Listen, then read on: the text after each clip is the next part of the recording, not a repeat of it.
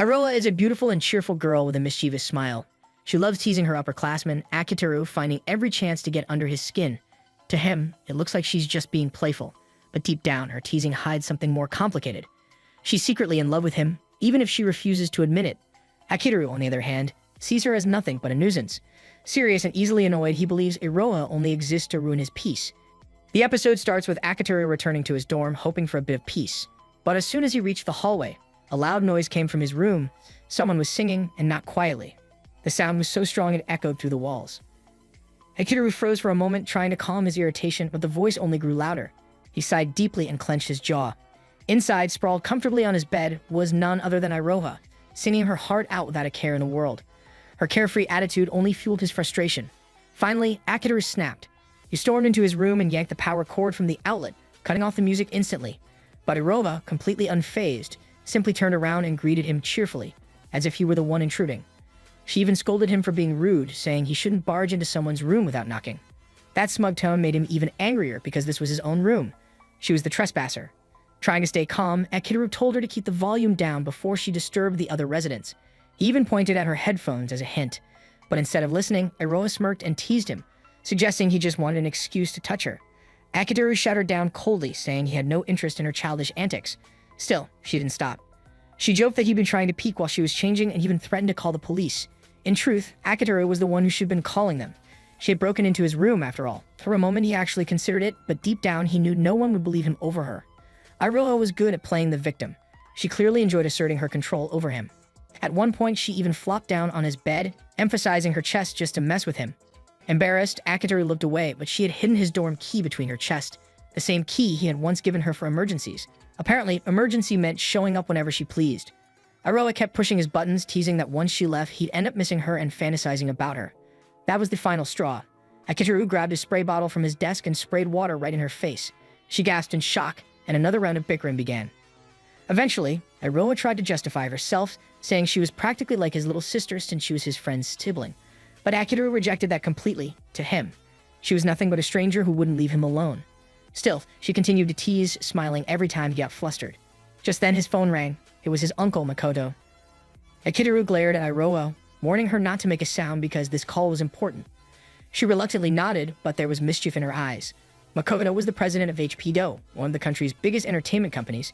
He had heard about Akiteru's recent bold move, applying to the company without taking the proper entrance exam. Makoto wasn't too happy about it, but since Akiteru was family, he said he'd consider helping him under certain conditions. Then Makoto's tone changed. He suddenly asked if Akiteru had a girlfriend. The question caught both Akiteru and Iroha off guard. Iroha's eyes immediately sparkled. Clearly, she was plotting something. Akiteru noticed and gave her a sharp look, warning her to stay quiet. But of course, she didn't listen.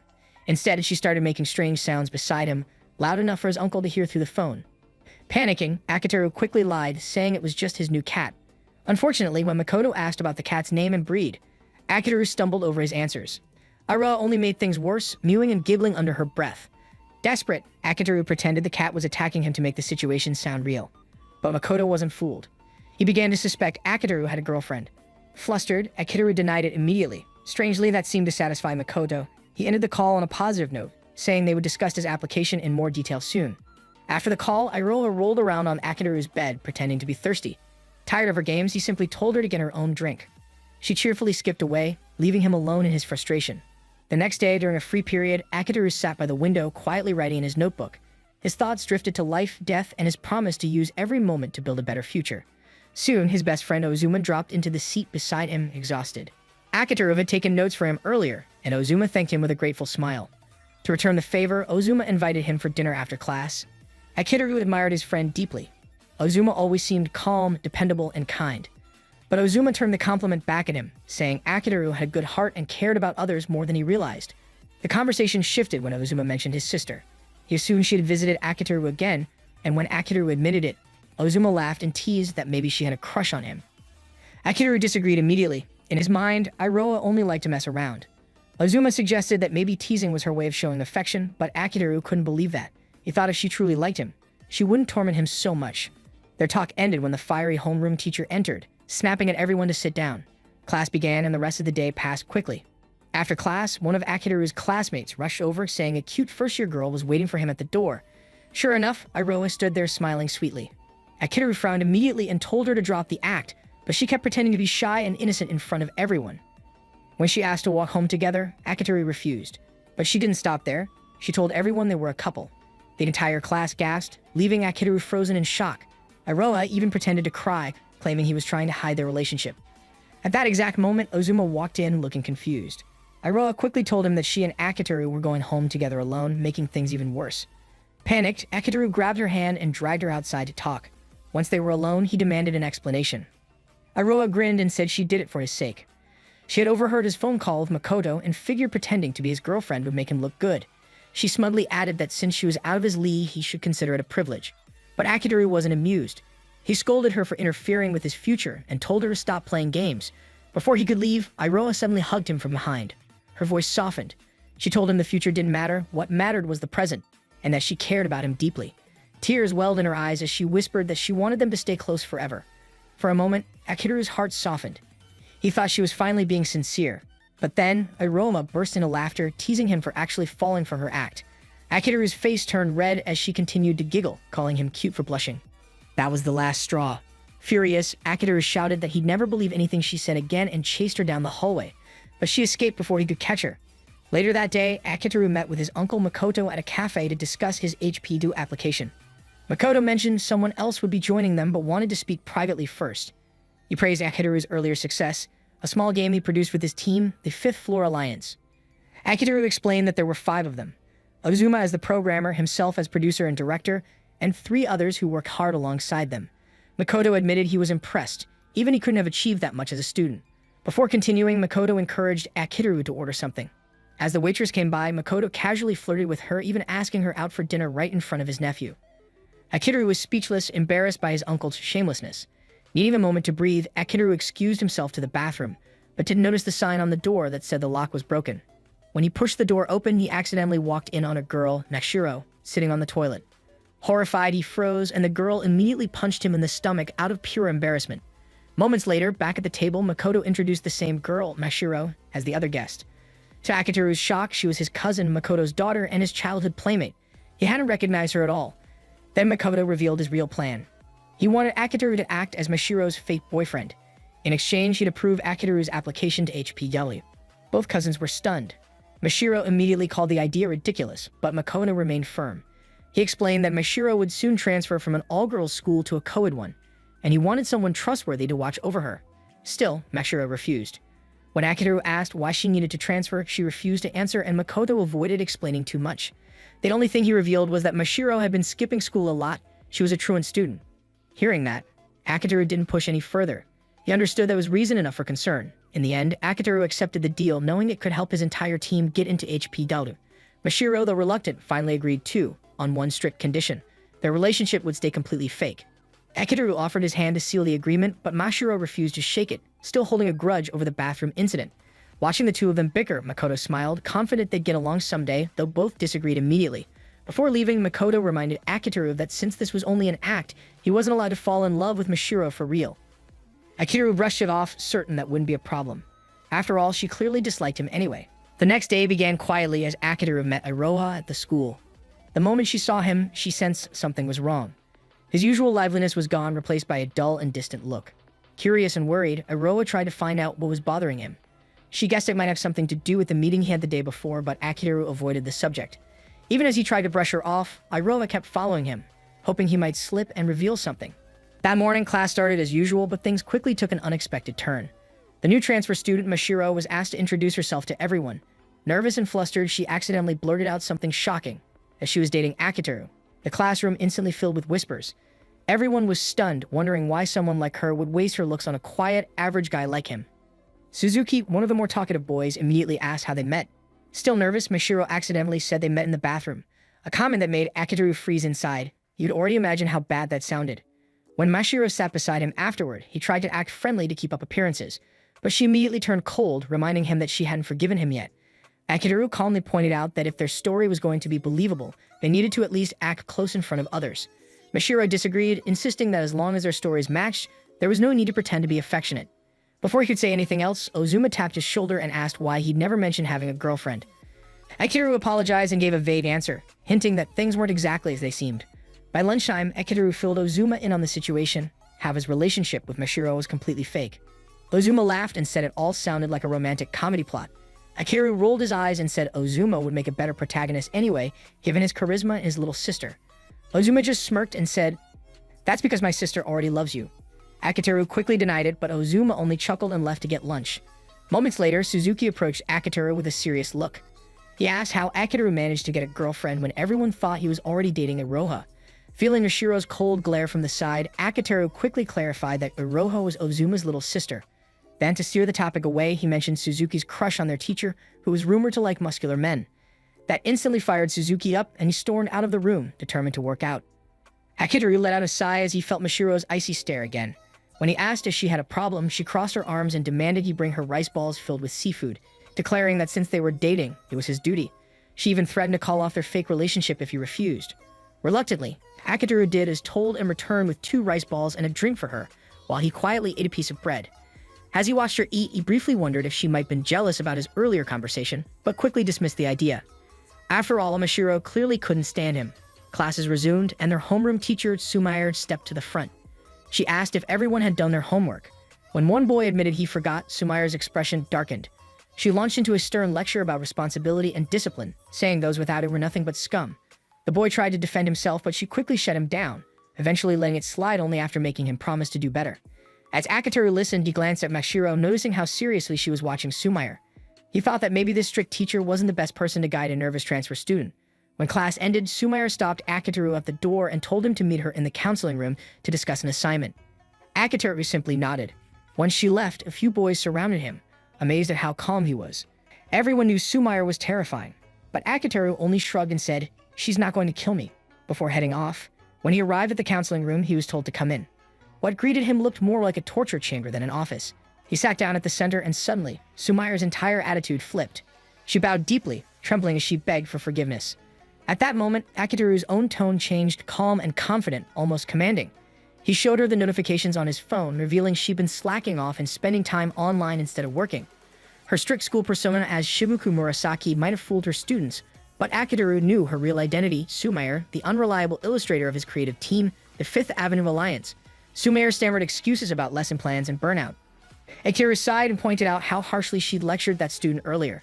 She weakly defended herself, saying that her strict queen act was just for her students. Deciding to change the topic, Akitaru asked about her current progress on the project. Nervously, she handed him her tablet, showing a completely blank page. Akitaru's patience broke. He threatened to throw her into one of the fake torture machines. Sumair desperately claimed she had artist's block. Akitaru let go of her hair and sighed, telling her she should come to him instead of wasting time. She said that would ruin her cool image. Annoyed, he pressed her shoulder and muttered that she was hopeless. He remembered the first time they met at a manga convention when he was searching for illustrators. He hadn't found anyone until he discovered a beautiful comic about forbidden love. To his shock, the artist was his own teacher, Sumair. Since then, he had kept her secret identity to make sure she met her deadlines. Sumair wished they'd met differently, but Akitaru said it was her fault for hiding such a secret and ordered her to start drawing. She complained she still couldn't because of her block. Akitaru told her to nap or eat something. When she panicked and blurted that she didn't like boys over 15, he scolded her and finally gave her a half-day extension, which cheered her up. Before he left, she asked about his relationship with Mashiro. Akitaru admitted it was fake, something arranged for business reasons to get his uncle's support. Sumair then told him about Mashiro's past. At her old school, she was bullied after a personal secret was revealed. Since then, she had struggled to trust others. Sumair asked Akitaru to make her school life peaceful. Though he brushed it off, she smiled, saying she and Ozuma were thankful for him.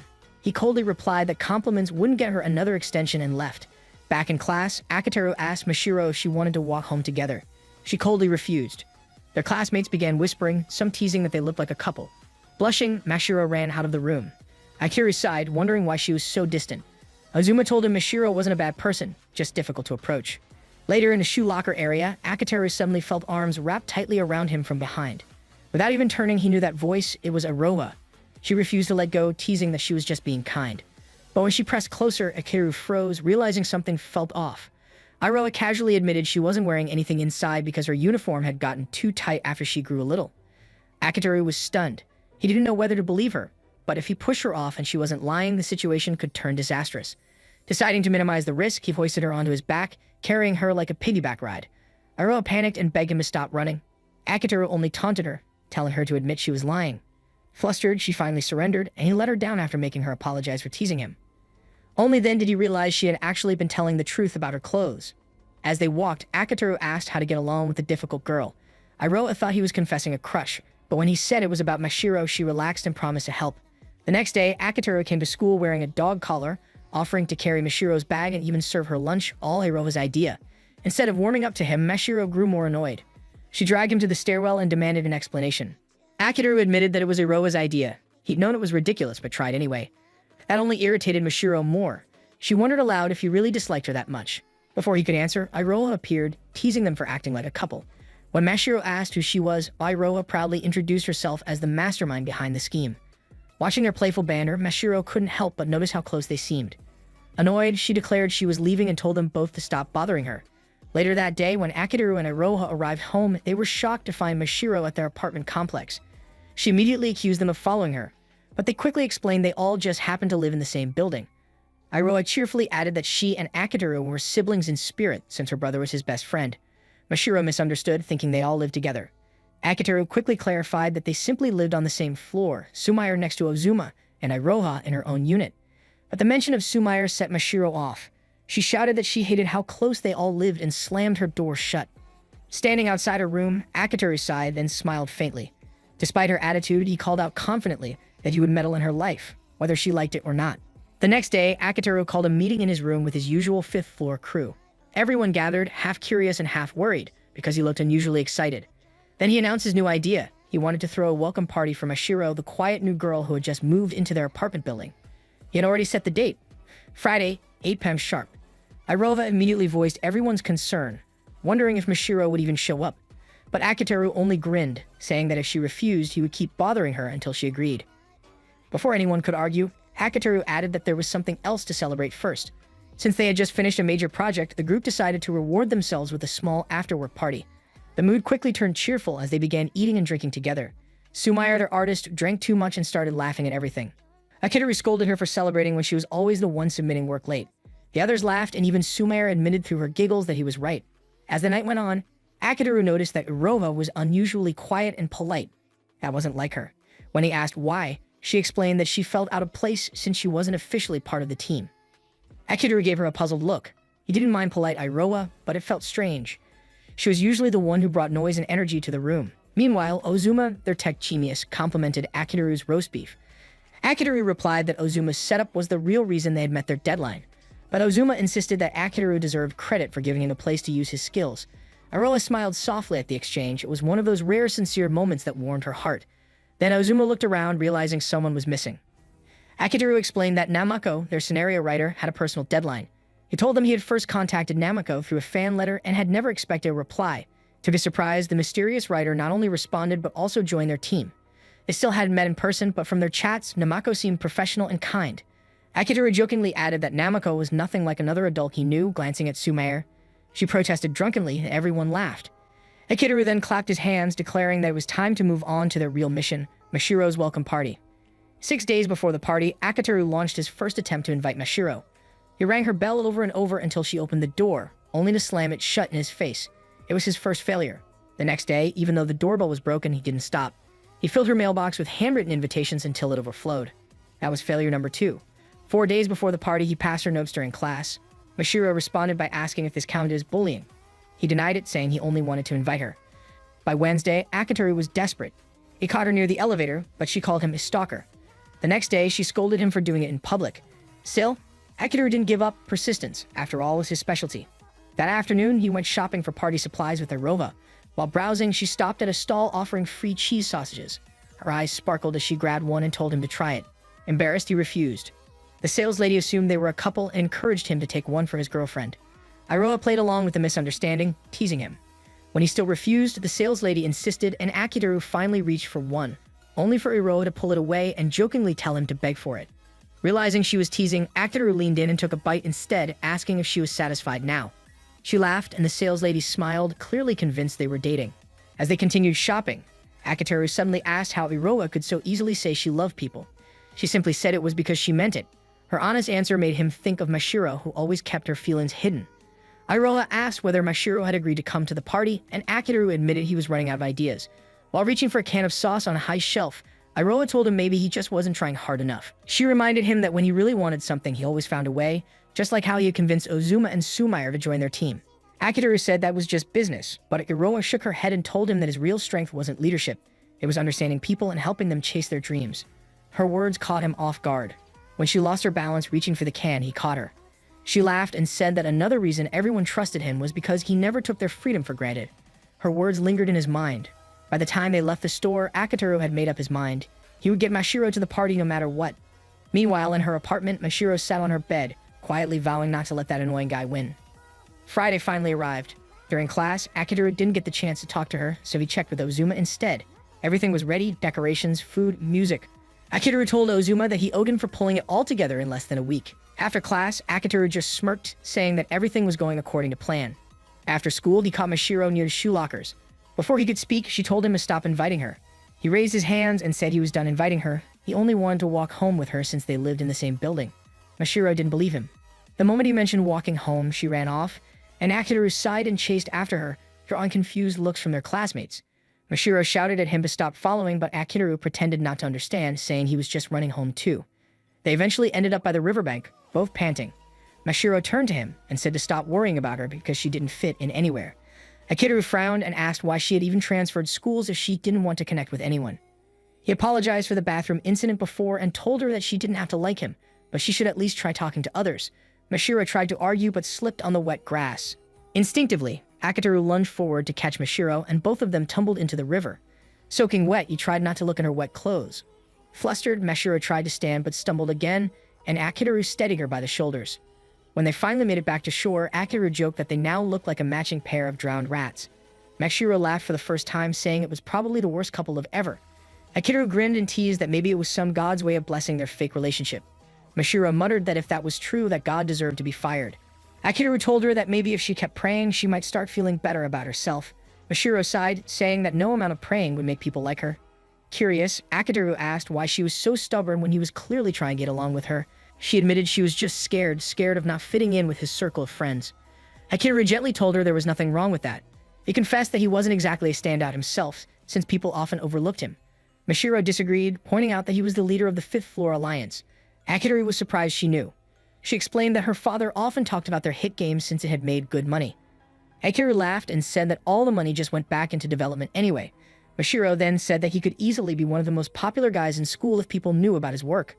Akitoru simply shrugged, saying he preferred to stay humble and didn't want success to make him arrogant. Mashiro smiled softly and told him that he was weird, but in a good way. Later, when they returned to the apartment building, Mashiro still refused to attend the party, but admitted she was thankful for the invitation. Before she went into her room, Akitoru asked if she could start treating him normally next week. She agreed, but suddenly froze when she noticed her door was unlocked. Worried, Akitoru stepped in front of her and offered to go in first. Slowly, they walked inside. As they approached the main room, Akitoru muttered something under his breath, then gently pushed her forward and swung the door open. Confetti exploded everywhere. The room erupted with cheers as the Fifth Floor Alliance shouted their welcome to Mashiro. Completely stunned, Mashiro demanded to know why everyone was in her apartment. Akitoru sheepishly explained that the room was actually his and that they had set up a divider to make it look like hers. Mashiro glared at him, asking why they would go so far when she didn't even think of them as friends. Iroha then spoke up, saying that none of them were really friends either, except for Akitoru and Ozuma, though she personally wished they were a couple. Iroha continued, explaining that since they all lived on the same floor, they naturally started hanging out and creating games together. Mashiro looked surprised that she knew about the project, but Iroha quickly clarified that she wasn't actually part of the team. Akitoru smiled and said it was fine if Mashiro didn't see them as friends yet. For now, she could just think of them as her fake boyfriend's friends. He also mentioned their missing member, Namako, who couldn't attend but was an invaluable part of their team. Finally, Mashiro smiled and decided to stay. Later that night, Iroha burst into Akitoru's room and tried to hug him. He dodged, flustered, but she still praised him for pulling everything off. She thanked him for letting her be part of their group without revealing her secret identity as the voice actress for their game. That night, Akitoru finally decided it was time to talk to Ro about the past, how everything really began. He started his story with Ozuma. Back then, Akitoru had approached Ozuma out of curiosity, asking if he could see some of his experiments. Ozuma agreed, but only on one condition: that Akitoru would come by from time to check on them. Akitoru accepted without hesitation, and that was how their friendship quietly began. Not long after, Akitoru's parents moved away for work, and he ended up living in the same building as Ozuma.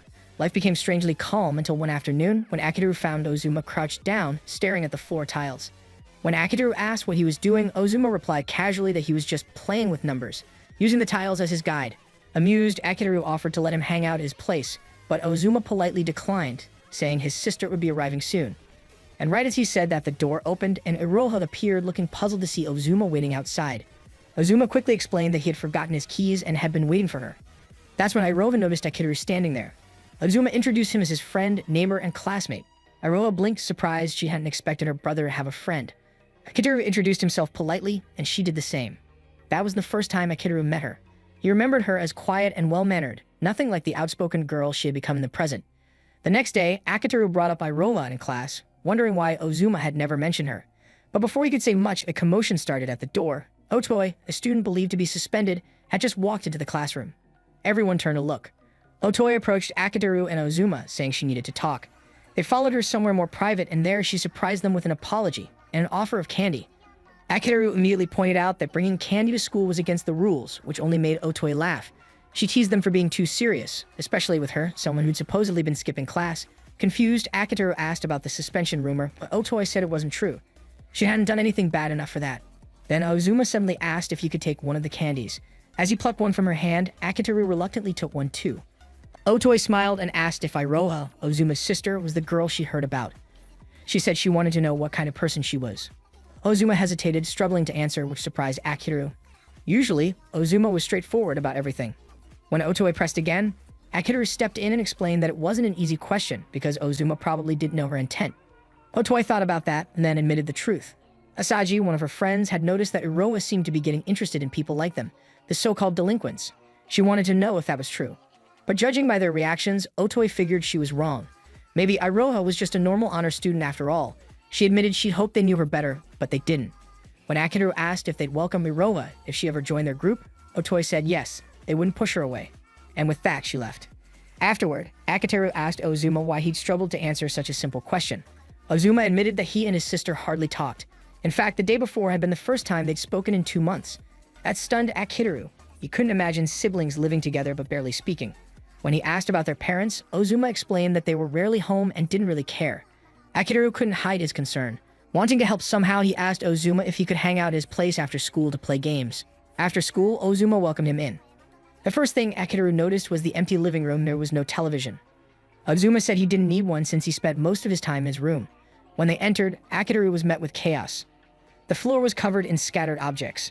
He told Ozuma to clean up, but Ozuma just smiled and said he liked it that way. He knew where everything was. According to him, the clutter helped him think. As they set up the game console, Akitoru noticed Ozuma's custom-built PC and couldn't hide his admiration. Soon they were playing, and for a while, everything felt peaceful. Then Akitoru heard the sound of the front door. It was Iroha coming home. He made an excuse to go to the bathroom, but really just wanted to learn more about her. As he leaned near her room, he realized she was talking to someone. But before he could make out the words, the door swung open. Iroha stepped out and froze when she saw him. But Akitoru panicked and covered her mouth, pulling her back inside her room. He promised to let go if she didn't scream. She nodded, so he released her, and immediately got slapped. When she realized who it was, she glared and demanded an explanation. Akitoru tried to explain, but she had already decided he was a creep who broke into people's homes to eavesdrop. She even accused him of stalking her. Before he could respond, her phone began ringing. She snatched it from him, answered briefly, and hung up. Akitoru asked if she was trying to join a group of delinquents through Asaji, but she snapped at him not to make wild assumptions. He insisted he wasn't wrong, but she got irritated and told him to mind his own business. Akitoru argued that he was only trying to help because he was friends with Ozuma. Iroha shot back that being friends with her brother didn't make him her friend. Akitoru realized he hit a wall. Pushing any further might only make things worse for Ozuma. Still, he tried one last time, asking if she wanted to talk about her problems. She replied sarcastically that her problem was him, since her brother's friend wouldn't stop pestering her. Over the next few days, Akitoru couldn't let it go. He decided to investigate on his own. One hot afternoon, he left school early, pretending to be sick. He grabbed a bottle of water from a vending machine and kept walking until he heard singing, a girl's voice accompanied by a guitar. He recognized it instantly. It had to be Asaji. When he approached, Asaji looked up and teased him for skipping class. Akitoru fired back, saying she was one to talk since she was clearly skipping too. She blinked in surprise, then accused him of being a stalker. Akitoru quickly explained that he was just a friend of Ozuma's. Once she realized who he was, she smirked and remarked that he was the perverted guy Iroha had mentioned. Akitoru tried to introduce himself properly, but before he could finish, the heat overwhelmed him. His vision blurred and he collapsed right in front of her. He still remembered that day vividly. It had been one of the hottest of the year. Thankfully, Asaji called Otoi for help and together they made sure he was okay. Later, when Iroha teased him about using Otoi's lap as a pillow, Akitoru admitted it was true, only because she offered. He added that they'd ended up talking a lot afterward, and honestly, it was worth all the trouble because their group became much closer after that, though none of them knew that Iroha was secretly the voice actor behind their game. Back in the past, Akitoru sat down with both Asaji and Iroha. He asked Asaji to stop living like a delinquent, suggesting it might do her good to live a normal student life. But Iroha immediately argued that he was asking too much. It would mean tearing Asaji away from her friends. Akitoru calmly said that wasn't what he wanted. He just wanted them to think about their choices. Still, Iroha lashed out, saying he didn't understand how people felt. Trying to reason with her, Akitoru pointed out that Asaji clearly wanted more than just hanging around friends. She had a real passion for music. He asked Iroha what she wanted, but she brushed it off, saying it didn't matter. Akitoru insisted that it did. Before he could push further, Asaji stepped in and told him to stop being so harsh. She revealed that Iroha wasn't actually trying to become a musician. She was just a fan. That surprised Iroha, who hadn't realized Asaji saw through her so easily. Asaji explained that from her perspective, it was obvious. Iroha didn't want to perform, she just loved the music itself. Iroha admitted it was true and confessed that she admired Asaji deeply. Akitoru misread that completely, wondering if they were dating, which made Iroha instantly deny it. She said she only admired Asaji's courage to do what she loved. Still, Akitoru couldn't understand why Iroha had to hang around with Asaji and Otoi to feel that way. Seeing her struggle, Asaji revealed the truth. Iroha wasn't allowed any freedom at home by her parents. She wasn't even allowed to have hobbies. Akitoru was shocked. He had noticed the lack of a TV in their apartment but hadn't realized things were that strict. Iroha quietly admitted that she had always obeyed her mother, but now she didn't even know what she truly wanted anymore. Hearing that, Akitoru felt something change inside him. He realized that both Ozuma and Iroha lacked the freedom to express themselves, while Asaji, though reckless, had that freedom in abundance. So Akitoru made a decision. He would help them all find a place where they could chase their dreams without being judged or labeled. Asaji called him a meddler and said they didn't need his help, but Akitoru stood firm. He said he would help anyway, not just for them, but for Ozuma too. When she asked how, he admitted he didn't know yet, but he promised to figure it out. After paying for his share of the meal, Akitoru left already deep in thought about his plan. He thought hard about it, about people with talent in programming, music, and creativity. Then inspiration struck. He went straight to Ozuma's place and said, "Let's make a game." Ozuma was surprised but intrigued. Akitoru explained the idea. He'd handle the story, characters, and art, while Ozuma took care of the programming. They started small, using free music just to test things, and day by day, the project grew. One night, as they worked side by side, Ozuma admitted that he really enjoyed creating something together. He'd always worked alone, but this felt different. It felt meaningful. Akitoru agreed, saying he already knew who their first testers should be, Ozuma's sister and Asaji. Akitoru invited Asaji and Iroha over to test the small game they had been working on. At first, Asaji did not focus on the game at all. She cared more about how messy the room looked. But after they started playing, she slowly grew interested. Her expression softened and her focus sharpened, showing that she was enjoying herself even though she tried to hide it. When it was time to give feedback, her attitude changed completely. She leaned back and acted unimpressed, calling the game average. She complained that the music sounded cheap and said the gameplay was the only good part. Akitoru did not mind. He used her comment to explain his belief that gameplay was the core of any game. He compared it to simple games like rock, paper, scissors, saying that clear rules and a simple goal were what made a game enjoyable. He believed they could make something fun even with a small budget. However, he admitted they were struggling with music. Everything they used so far was free, so the quality was low. What he really wanted was an original soundtrack to give the game its own identity. As he talked, Asaji realized what he was trying to say. Soon he revealed that he hoped they would help with the game. He also turned to Iroha, surprising her since she did not expect to be included at all. He assured her that their team had many tasks, so no one would be left out. Asaji pretended to be unsure, but her reaction showed she was already interested. Before she could continue acting cool, Akitoru revealed that he had already gotten Otoi's permission. Asaji brightened immediately. She encouraged Iroha to join too and joked that if Iroha joined them, she would not have to become a delinquent anymore. She said this project could be their chance to escape from boring daily life, but Iroha refused. She apologized to Asaji for pulling her into her personal issues and said she would not involve her in delinquent activities anymore. She promised she would always support Asaji's performances but quietly excuse herself so the others could continue planning. Akitoru noticed her mood and followed her. He eventually found her sitting alone on a bench in a nearby park. Before he could say anything, he heard her talking to herself. Her voice kept changing, shifting between different tones and personalities, sounding like three people arguing inside her mind. She murmured that game development seemed fun but believed she would not fit in. She compared herself to Asaji, who had music talent and confidence, and wondered what she herself had to offer. One voice questioned whether she had any real skills. Another mocked her for trying too hard. She sounded defeated as she admitted she wished she had something she could proudly call her own. Akitoru stepped closer, amazed by the variety and natural flow of her impromptu performance. Without thinking, he expressed his admiration. Iroha panicked and hid behind the bench, horrified that he had heard everything. Akitoru gently assured her he was not bothered. She doubted him, thinking he was only being polite. He explained that while he was surprised, he was mostly impressed. She groaned and said his reaction only made her more embarrassed. He promised to keep everything secret. She still looked suspicious and wondered if he planned to blackmail her, but he quickly denied it. After calming down, she agreed to talk. Akitoru asked her about the voices and said they sounded so realistic that he thought actual people were nearby. He praised how smoothly she switched between personalities. Iroha explained that it began as a childhood hobby. She used to watch anime and cartoons and would copy the characters' voices for fun, but her mother disliked it. One day, her mother lost her temper and told her to stop fooling around and focus on studying. Iroha never understood why it upset her mother so much, but the anger made her feel guilty. After the TV was banned, she got bored and started creating her own characters and stories, though later she realized she was not good at writing plots, so she started basing her characters on people she knew. Akitoru realized this explained why some of her voices sounded exaggerated. Even so, he admired how naturally she acted without a script. That impressed him the most. When she asked if he had acting experience, he told her he did not, but since his mother was a makeup artist, he had spent a lot of time around drama sets. Because of that, he could recognize when someone had stage presence. Hearing that, Iroha blushed. She still believed her mother's disapproval meant her hobby was worthless. Akitoru disagreed. He then mentioned her tension with Ozuma, pointing out that she always acted as if Ozuma did not want her around. He said she had spent her life waiting for someone to save her or guide her. She looked down and admitted he was right. At that moment, Akitoru encouraged her to trust him. He said he wanted to pull her into something fun, something she could be proud of. She hesitated. He asked if she'd enjoyed doing voices, and she admitted it was the only thing she had done since she was young, though she was not sure it mattered. Akitoru told her that this was exactly how many actors started their careers. Something clicked inside her. She realized she wanted to become an actor.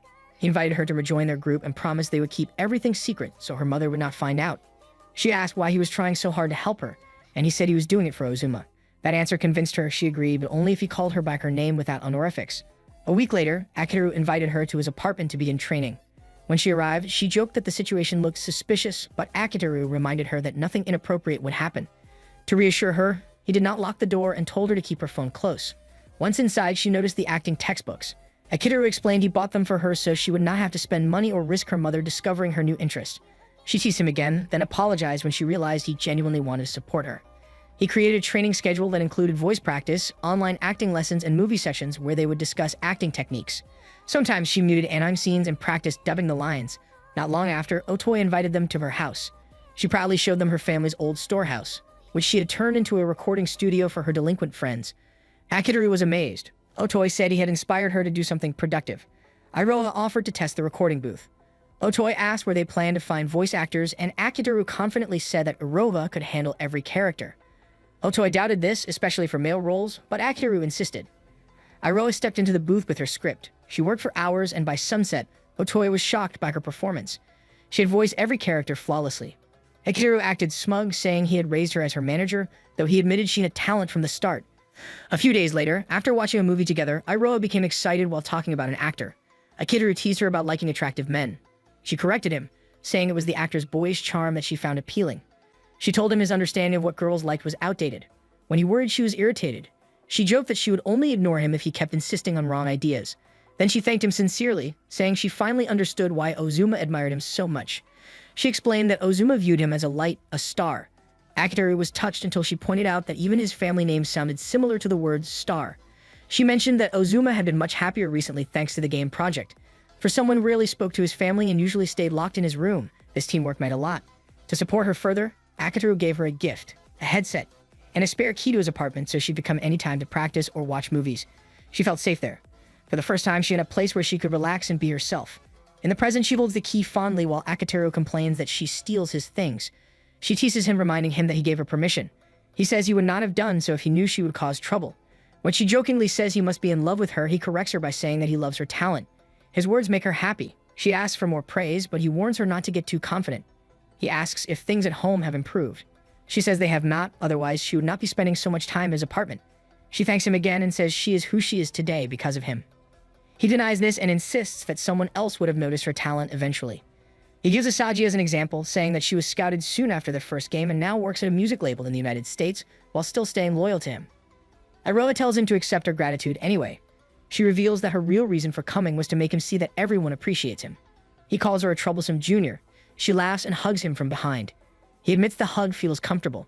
Then she quietly confesses that she hopes to be more than just his friend's younger sister. Akitoru replies that she should not assume they are that close. She hides her disappointment, but Akitoru suddenly realizes something important. Now that Mashiro has joined their group, he needs to treat everyone equally. So he invites Iroha to go shopping with the whole group, telling her that they should all be friends. That marks the end of today's anime recap. If you enjoyed the video and want more of it, please support the channel by leaving a like and subscribe. Let's help us reach a current goal of 10K subscribers.